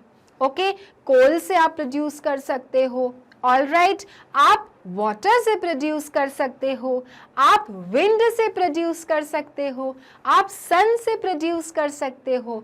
सो चिल्ड्रन, ये जो सेकेंड पिक्चर है ये बता रहे हैं कि electricity is being produced with the help of water, और इसलिए इसका नाम है हाइड्रो इलेक्ट्रिसिटी.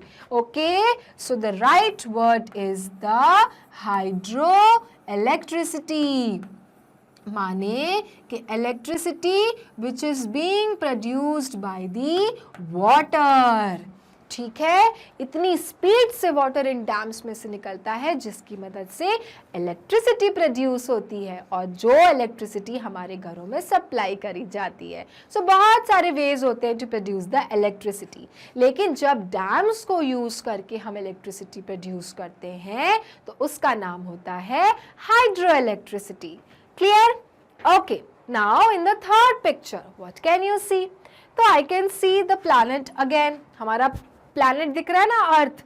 लेकिन हम क्या देख रहे हैं कि ये जो सन है इसकी हीट वापस भी जा रही है और अंदर भी आ रही है, और लोग गर्मी से बेहाल हो रहे हैं. इसे हम क्या कहते हैं?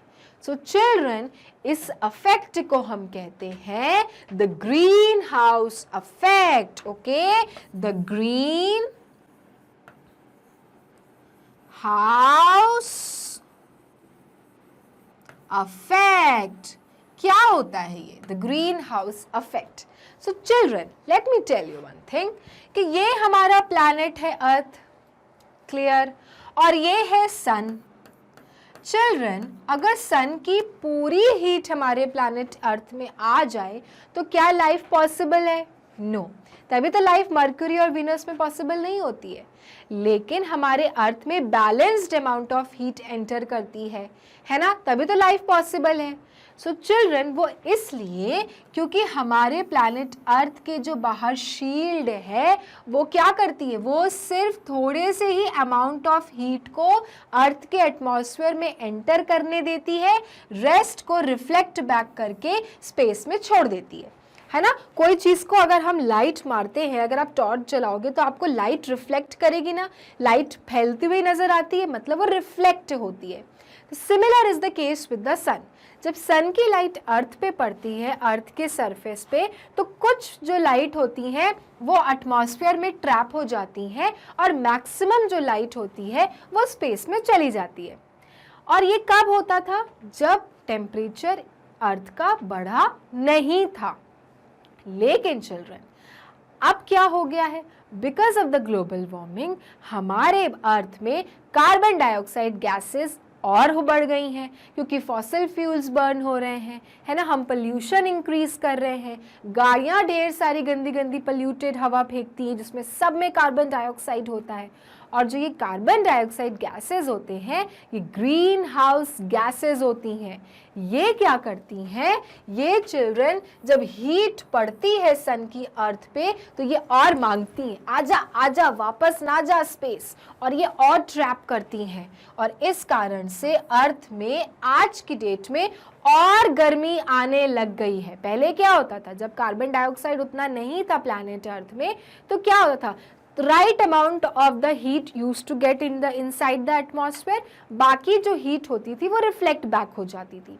But because of the global warming क्या हुआ, CO2 बढ़ा, कार्बन डाइऑक्साइड, दैट एयर बढ़ी, तो ये वाली जो गैसेस होती है ना ये हीट को ट्रैप कर लेती हैं, वापस रिफ्लेक्ट होने नहीं देती एटमॉस्फेयर में, जिसके कारण हमारा प्लैनेट क्या हो गया है, गर्म हो गया है, हीटेड हो गया है, टेम्परेचर राइज हो गया है। और इस अफेक्ट को ही हम कहते हैं द ग्रीन हाउस अफेक्ट। ठीक है, understood? Okay, so the first is your global warming, second is your hydroelectricity, and the third is your the greenhouse effect. Next one. ये क्या पिक्चर है? Again I can see our planet Earth. लेकिन children, everywhere I can see the trees are cutting down, and because the trees are cutting down, the animals who live in the forest even they are dying. क्योंकि पेड़ लगातार cut हो रहे हैं, animals के पास में अब घर नहीं है, हैबिटेट उनका क्या है, फॉरेस्ट है, और जब फॉरेस्ट ही नहीं बचेंगे तो बेचारे कहाँ जाएंगे, दे ऑल आर डाइंग। और इस process of cutting down trees को हम कहते हैं डिफॉरेस्टेशन। क्या कहते हैं, डिफॉरेस्टेशन, माने cutting down of trees, which is not at all good. We should save trees rather cutting them. जहाँ कहीं पेड़ों की कटाई होती है उसे हम किस नाम से बुलाते हैं, डिफॉरेस्टेशन। ठीक है, okay. Now what you can see children, can you see this, ये तीन आपको एंगल्स दिख रहे हैं, है ना, यहाँ से भी निकला है, यहाँ से भी निकला है, और बाहर क्या है, बाहर है विंड, हवा। ओके, और ये क्या है, so children, these are known as wind turbines, okay, and wind turbines are also one of the process of making the electricity. जैसे मैंने आपको बोला ना कि इलेक्ट्रिसिटी बनाने के बहुत सारे तरीके होते हैं, पानी से बनती है, हवा से बनती है, एनर्जी सन के एनर्जी से बनती है। ओके, तो उसी तरह से चिल्ड्रन ये जो है इनको हम टर्बाइंस कहते हैं, जो हवा में ऐसे ऐसे ऐसे ऐसे घूमते रहते हैं, जिनकी मदद से इलेक्ट्रिसिटी प्रोड्यूस होती है। So this is wind turbines. Okay, now next picture, what is this? So children, can you see this sun, and can you see these plates? These plates are used for making the electricity, और कौन सी, the electricity which is made by using the sun। जब sun के energy को use करके हम electricity बनाते हैं उसको हम कहते हैं सोलर एनर्जी। ओके, तो ये क्या है, प्लेट्स, इस प्लेट्स को हम कहते हैं सोलर पैनल। इसी पे जब धूप पड़ती है तो क्या होती है, इसकी एनर्जी इन पैनल्स में क्या हो जाती है, अब्सॉर्ब हो जाती है, और ये पैनल्स फिर क्या बनाते हैं, इलेक्ट्रिसिटी बनाते हैं। आजकल तो जगह जगह अगर आप देखोगे स्ट्रीट्स में, ओके, आपको सोलर पैनल की लाइट्स दिखेंगी। तो दिन भर क्या होती हैं, सन की जो लाइट होती है उनको ये पैनल्स अब्सॉर्ब करते हैं, और रात को फिर उस एनर्जी को यूज़ करके वो जल जाते हैं। सो आज की डेट में काफ़ी ज़्यादा सोलर एनर्जी का नाम है, they are very very famous. एक तो कॉस्ट इफेक्टिव है, भाई आप एनर्जी सन को यूज़ करके बना रहे हो, सन तो नेचुरल है आपके पास में, है कि नहीं। So these are the solar solar panels which are used to make the solar electricity. ठीक है? Okay. Now, what can you see, children? Can you see the factories and the bad air getting emitted from these factories? और इसको क्या कहते हैं children? इसको कहते हैं कार्बन एमिशंस, और इसी के कारण दुनिया में पोल्यूशन बढ़ रहा है। और तभी तो कहा जाता है कि इंडस्ट्रीज को कि प्लीज लेस पोल्यूशन करो, इतनी बैड गैसेस मत छोड़ो एनवायरनमेंट में, लेकिन किसी को सुनना ही नहीं है, जिसके कारण क्या हो रहा है, क्लाइमेट में इतने सारे चेंजेस हो रहे हैं, प्रदूषण बढ़ रहा है और वेदर का टेम्परेचर राइज हो रहा है। इसी कारण से इंडस्ट्रीज में जो ये बैड एयर माने कि कार्बन डाइऑक्साइड रिलीज किया जाता है, जिसके कारण से ग्लोबल वार्मिंग हो रही है। Clear? So these are carbon emissions. Okay, now what can you see? So children, आप देख सकते हैं कि समुद्रों में ये पैनल्स लगे हुए हैं, और ये क्यों लगे हुए हैं? These are children your tidal energy. जब समुद्रों से बड़ी बड़ी लहरें निकलती हैं तो इन लहरों की मदद से एनर्जी को प्रोड्यूस किया जाता है, जिनकी मदद से इलेक्ट्रिसिटी बनाई जाती है। तो मैंने आपको कहा था ना, बहुत सारे वेज होते हैं। इसी तरह से जब लहरों माने टाइड्स को यूज करके हम इलेक्ट्रिसिटी बनाते हैं, उसे हम कहते हैं टाइडल इलेक्ट्रिसिटी। सो ये जो है पैनल्स, ये क्या अब्सॉर्ब कर रहे हैं? Tidal energy. Okay, so these are tidal energy, जो कि टाइड्स को उनके जो एनर्जी है उसको एब्जॉर्ब करते हैं। So these are tidal energy. Clear? तो आज आपको काफी कुछ समझ में आ गया होगा, है ना, कि भाई क्या होता है पोल्यूशन, कैसे इलेक्ट्रिसिटी बनाई जाती है, ग्लोबल वार्मिंग क्या होता है, ग्रीन हाउस इफेक्ट क्या होता है। काफी कुछ आपको समझ में आया होगा इन पिक्चर्स की मदद से। ठीक है, next question. Now choose the correct answer. तो अब आपको इन स्टेटमेंट्स को देख के इन तीन में से सही आंसर को चूज करना है। Okay, the first question is, it is the long term increase of heat और टेम्परेचर ऑन अर्थ। काफी लंबे समय से अर्थ का जो टेम्परेचर है और हीट है वो इंक्रीज हो रहा है। इसे हम क्या कहते हैं? लॉन्ग टर्म से मतलब हम लोग डिकेड से, सेंचुरी से देखते आ रहे हैं कि अर्थ का जो टेम्परेचर है और जो उसकी हीट है वो बढ़ती जा रही है। इस टर्म को क्या कहा जाता है? A option global warming, B option global pollution, C option global extinction. So children, global extinction तो नहीं, क्योंकि अगर ग्लोबल एक्सटिंक्शन होता तो मतलब पूरी की पूरी दुनिया तबाह हो चुकी होती।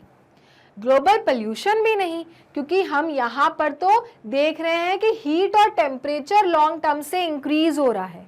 तो इसको कहते हैं ग्लोबल वार्मिंग, कि भाई हम सेंचुरी, डिकेड से देख रहे हैं कि हर साल टेम्परेचर बढ़ रहा है, और इसे कहा जाता है global warming. Clear? So A option global warming. Now the next question, it refers to the conditions like rain or temperature in a short period of time, hours to days. Children, जब हम rain या फिर temperature को short term के लिए notice करते हैं, उसको क्या कहते हैं? ओके, लाइक कुछ घंटों के लिए, कुछ दिन के लिए, तो उसको हम क्या कहते हैं? ऐसी सिचुएशन को क्या कहते हैं कि भाई हम बहुत थोड़े टाइम के लिए उस चीज को ऑब्जर्व करते हैं। A option climate change, B option weather, या C option habitat. So children, understand the right answer is B weather. Weather जो होता है वो शॉर्ट टाइम के लिए ही नोटिस किया जाता है। कहते हैं ना, यार मौसम बदल रहा है, अब तो आज बरसात का मौसम है, तो इस वेदर जैसी सिचुएशन को हम कुछ घंटे या फिर कुछ दिन के लिए ही नोटिस करते हैं। So the right answer is B, weather. Next question. It is the average weather conditions for a long period of time. अब अगर लंबे समय के लिए हमको अगर देखना है वेदर की सिचुएशन को, कंडीशंस को, लाइक सालों से देखना है कि भाई सालों से, है ना, यहाँ पे लिखा है 30 ईयर्स और मोर, मतलब 30 सालों से ज़्यादा जब हम एवरेज वेदर कंडीशंस को कैलकुलेट करते हैं कि भाई 30 साल पहले तो ये वेदर हो रहा था, 30 साल बाद अब ये वेदर में बदलाव आया है, तो इस पूरे कैलकुलेशंस को हम किस नाम से डिनोट करते हैं?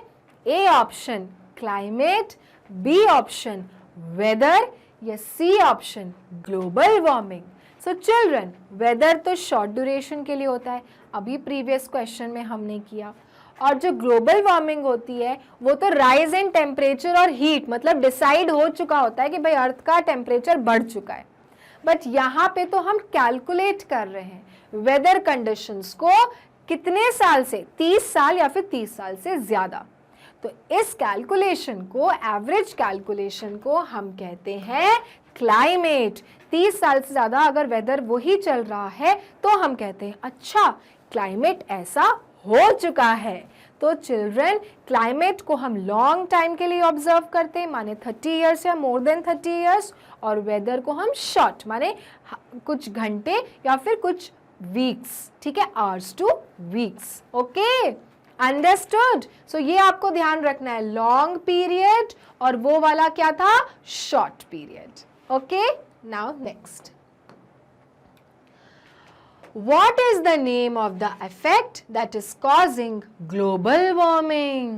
Children, उस अफेक्ट का नाम क्या है जिसके कारण ग्लोबल वार्मिंग हो रही है, जिसके कारण अर्थ का टेम्परेचर बढ़ रहा है, जिसके कारण अर्थ में हर साल गर्मी बढ़ रही है, उस अफेक्ट को किस नाम से बुलाया जाता है? A option green house effect, B option atmosphere effect, या C option dangerous effect. So children, जहाँ global warming वहाँ greenhouse effect, and that is why it is A option greenhouse effect, जो कि मैंने आपको कहा था कि जो planet अर्थ है उसमें जो गैसेस होती हैं, जो एनर्जी होती है सन की, रिफ्लेक्ट जब टकराती है तो बहुत सारी रेज जो होती है वो रिफ्लेक्ट बैक कर लेती है और बहुत थोड़ी सी हीट अर्थ एब्जॉर्ब करता है। लेकिन because of the green house effect and increase in the carbon dioxide क्या हो रहा है, अब सन की हीट ज्यादा अर्थ में घुस जाती है और बहुत कम स्पेस में जाके रिफ्लेक्ट करती है, और इस इफेक्ट को ही हम कहते हैं ग्रीन हाउस इफेक्ट। ठीक है, okay, next question. Green house gases dash A can trap heat in the atmosphere, B can help trees to grow faster, या C can save electricity। So children, अच्छी चीज़ें तो बिल्कुल नहीं है ग्रीन हाउस गैसेस में, पर कार्बन डाइऑक्साइड में क्या हो सकता है? क्या कार्बन डाइऑक्साइड इलेक्ट्रिसिटी सेव करेगा? नो। क्या कार्बन डाइऑक्साइड ट्रीज को ग्रो करने में हेल्प करेगा? No no no no no. So children, carbon dioxide जो गैसेस होती हैं वो क्या करती हैं? They trap heat in the atmosphere, जिनके कारण ही अर्थ का टेम्परेचर दिन पर दिन बढ़ता जा रहा है। ठीक है, so green house gases can trap heat in the atmosphere. Clear? Okay, next question. How much has global temperature increased in the last 100 years? So children, 1900 से अगर बात करें कि पिछले 100 साल से अर्थ का टेम्परेचर कितना बढ़ चुका है, बढ़ा तो है क्योंकि 1900 से पहले, 1900 से पहले इतनी इंडस्ट्रीज नहीं थी, इतनी फैक्ट्रीज नहीं थी। अब जब इंडस्ट्रीज और फैक्ट्रीज नहीं थी तो बैड गैसेस भी नहीं थे, पोल्यूशन नहीं था, कार्बन डाइऑक्साइड कम था, और इसलिए there was no green house effect. लेकिन 1900 के बाद से ट्रिमेंडस अमाउंट ऑफ इंडस्ट्रीज आ गई, फैक्ट्रीज आ गए और पोल्यूशन बढ़ता ही चला गया, जिसके कारण से अर्थ का टेम्परेचर भी राइज हो गया। So children, what is the option? A 5 degree Celsius बढ़ा है 100 सालों में, बी 4 डिग्री सेल्सियस बढ़ा है, या फिर सी 1 डिग्री सेल्सियस बढ़ा है। सो पिछले 100 सालों में पूरे अर्थ का जो टेम्परेचर है वो राइज हुआ है बाय 1 डिग्री सेल्सियस, ठीक है, बाय 1 डिग्री सेल्सियस। अब आप बोलोगे तो बहुत थोड़ा सा है, so let me tell you one thing, ये लग रहा है आपको थोड़ा सा, लेकिन जो 100 साल में ये 1 डिग्री है, आने वाले 100 साल में ये डबल या ट्रिपल भी हो सकता है। ओके, सो हीट बढ़ना अर्थ का is not at all a good sign, क्योंकि बहुत सारी चीज़ें अफेक्ट होती हैं। माउंटेन्स के स्नो पिघलने लगते हैं, समुद्र गर्म होने लगते हैं, जिनके कारण जो मछलियाँ होती हैं वो मरने लगती हैं, और इस कारण से जो पूरा फूड चेन होता है वो फर्क पड़ने लगता है। इसलिए किसी भी प्रकार का हीट राइज होना अर्थ में is not at all a good sign. और पिछले 100 साल में more than 1 degree Celsius temperature अपने प्लैनेट का बढ़ चुका है। Okay, so not 5 not 4, it is C option 1 degree Celsius. Next, by the year 2100, temperature could rise by almost, अब देखो 2100 मतलब 2100 साल जब शुरू होगा, तब तक पूरे प्लैनेट अर्थ का टेम्परेचर कितना बढ़ जाएगा, कितना गर्म हो जाएगा अपना प्लैनेट अर्थ, क्योंकि ग्लोबल वार्मिंग तो अभी से शुरू हो गई है। तो 2100 साल में जब 2100 ईयर्स स्टार्ट होगा, तब तक पूरे प्लैनेट अर्थ का टेम्परेचर कितना बढ़ जाएगा? A option 2 degree Celsius, B option 5 degree Celsius, या C option 10 degree Celsius. So children, जैसी सिचुएशन अभी चल रही है कि ग्लोबल वार्मिंग बढ़ रही है, ग्रीन हाउस इफेक्ट हो रहा है, बैड पोल्यूशन है, हवा पूरे बाद एटमॉस्फेयर में है, बहुत सारी जो सन की हीट होती है वो बाहर नहीं जा पाती, अब्जॉर्ब हो रही है, ये सारे रीजंस को देखते हुए the option is 5 degree Celsius. 2100 तक पूरे प्लैनेट अर्थ का जो टेम्परेचर है वो 5 डिग्री बढ़ जाएगा। अब आप सोचो कि अगर 5 डिग्री बढ़ गया, माने कि लेस रेनफॉल, स्नो पूरी मेल्ट हो जाएंगी, आधी से ज़्यादा जो आपका लैंड मास है, माने जो देश हैं, वो पानी में डूब जाएंगे, पूरे ओशन का जो हैबिटेट है, माने जो फिशेस हैं और जो भी एनिमल्स जो पानी के अंदर रहते हैं, वो ख़त्म हो जाएंगे। तो कितना कुछ फ़र्क पड़ेगा। हर साल बारिश कम होगी, जिसके कारण लेस क्रॉप प्रोडक्शन होगा और लोगों के पास खाने के लिए कुछ नहीं होगा, और हर जगह सूखा पड़ता रहेगा। So children, it is not at all a good sign that by 2100 the temperature will be risen by 5 degrees Celsius, and it will happen, क्योंकि जो पूरा हिस्ट्री चल रहा है कि 100 साल से 1 डिग्री बढ़ गया, धीरे धीरे 2100 तक 5 डिग्री बढ़ जाना है। So this is the prediction by the scientist. Okay, so this was the exercise of chapter climate crisis children, जहाँ पर हमने ग्लोबल वार्मिंग के बारे में पढ़ा, राइट। सो चिल्ड्रन, यहाँ पे हमने अपना सिलेबस क्लास 4 जीके का फिनिश कर लिया है। अब एक इन्फॉर्मेशन कि अगर आपको मैग्नेट ब्रेन्स के वीडियोस देखने होते हैं तो जाना होता है गूगल क्रोम पे, लिखना होता है www.magnetbrains.com। उसके बाद ये साइट खुलती है जिस पे लिखा रहता है India's number 1 100% free online education platform. नीचे दी रहती हैं क्लासेस। अब आप जो भी क्लास में होते हैं आपको वो क्लास को क्लिक करना होता है। फॉर एग्जाम्पल, आपने क्लास 4 क्लिक किया तो आपको क्लास 4 के ही सारे teachers with their subjects visible होंगे। आपको मान लीजिए जीके पढ़ना है तो आप जीके को वॉच नाउ करेंगे तो जीके के सारे चैप्टर वाइज वीडियोस आपके सामने होंगे। कोई एक पर्टिकुलर चैप्टर आपको जब भी पढ़ना हो या वीडियो देखना हो, आप उसको चूज करके क्लिक करिए और इस तरह से वो वीडियो हो जाएगा स्टार्ट। क्लियर? सो ये था आपका टॉपिक चिल्ड्रन, क्लाइमेट क्राइसिस। तो ये रही बात आपकी यहाँ खत्म कि क्लास 4 जीके का पूरा सिलेबस हो गया है फिनिश। अगर आपको वीडियोस देखने होते हैं तो वो सारा मेथड आपको अप्लाई करना पड़ेगा, या तो आप मैग्नेट ब्रेन्स के ऐप को डाउनलोड कर लीजिए और आप फिर धीरे धीरे क्लास 4 में जाके आपके पूरे चैप्टर्स और एक्सरसाइज को कर सकते हैं सॉल्व।